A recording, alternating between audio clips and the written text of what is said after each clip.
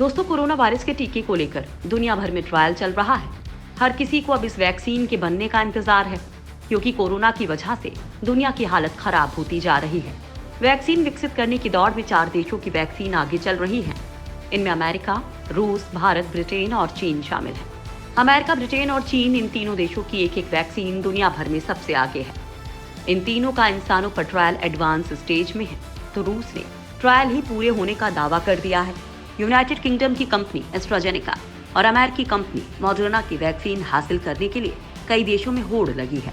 इन दोनों कंपनियों ने कई सरकारों से वैक्सीन की भारी डोज सप्लाई करने का सौदा किया है। सबसे पहले किसे मिलेगी वैक्सीन?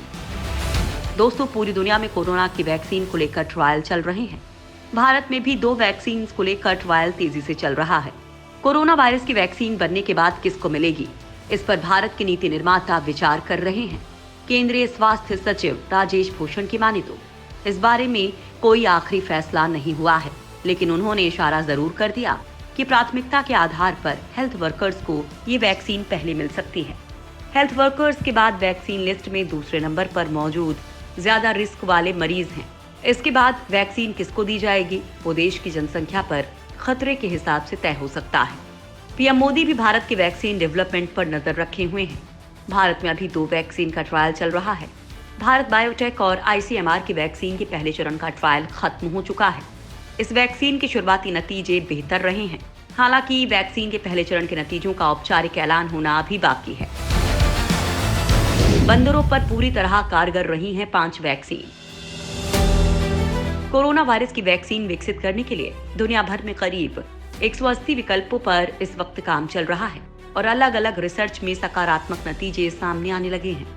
25 से ज्यादा कंपनियां कोरोना वैक्सीन का ट्रायल कर रही हैं, जिसमें से 2 कंपनियां भारत की हैं। एक और जहां भारत में बनी वैक्सीन का ट्रायल शुरू हो चुका है, वहीं कई वैक्सीन निर्माता कंपनियों के साथ बातचीत जारी है। अब तक कुल 4 वैक्सीन ऐसी रही हैं जिन्होंने बंदरों में पूरी तरह कोरोना इन्फेक्शन को रोकने में कामयाबी पाई है।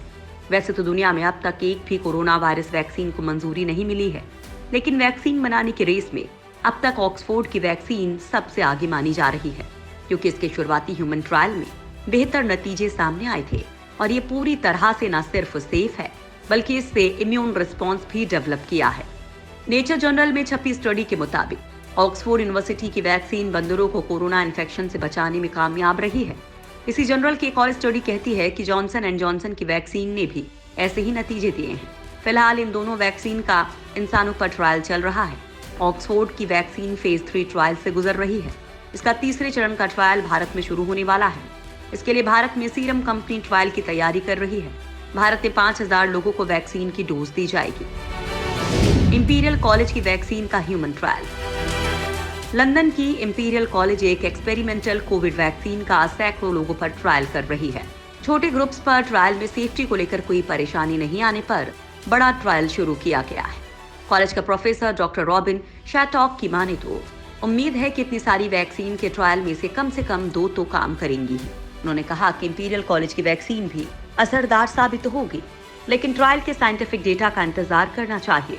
जानकारी के मुताबिक पहले चरण में वैक्सीन का 90 लोगों पर ट्रायल किया जा चुका है, जिसमें सकारात्मक और सुरक्षित परिणाम मिले हैं। अब दूसरे चरण का ट्रायल 200 लोगों पर होना है। वायरस के जेनेटिक मटेरियल से तैयार इस वैक्सीन को इंसान के शरीर में लगाया जाएगा। इसके बाद वायरस के बाहरी हिस्सा, जिसे स्पाइक प्रोटीन कहते हैं, वो शरीर को इम्यून सिस्टम सक्रिय करने के लिए निर्देशित करेगा और वायरस खत्म हो जाएगा। नीदरलैंड की वैक्सीन का बंदरों पर सफल ट्रायल। दोस्तों, वैक्सीन बनाने की रेस में नीदरलैंड भी शामिल हो गया है।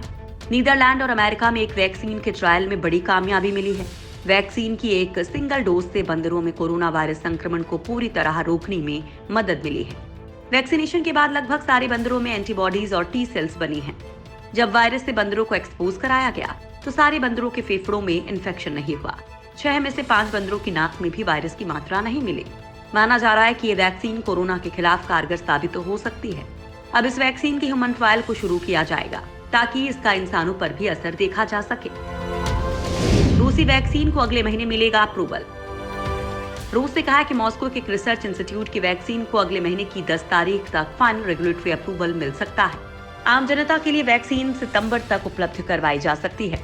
हालांकि ये वैक्सीन अभी फेज 2 ट्रायल से गुजर रही है।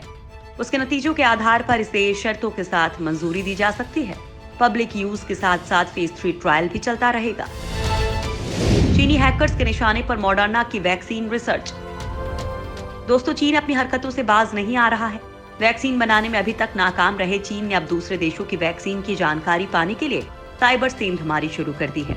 कोरोना वायरस वैक्सीन के इंसानों पर ट्रायल में सफल रहने वाली पहली कंपनियों में से एक मॉडर्ना को चीन सरकार से जुड़े हैकर्स ने साइबर हमले का निशाना बनाया था। चीन की हैकिंग एक्टिविटी पर नजर रख रहे अमेरिका के सिक्योरिटी अधिकारियों ने ये दावा किया है।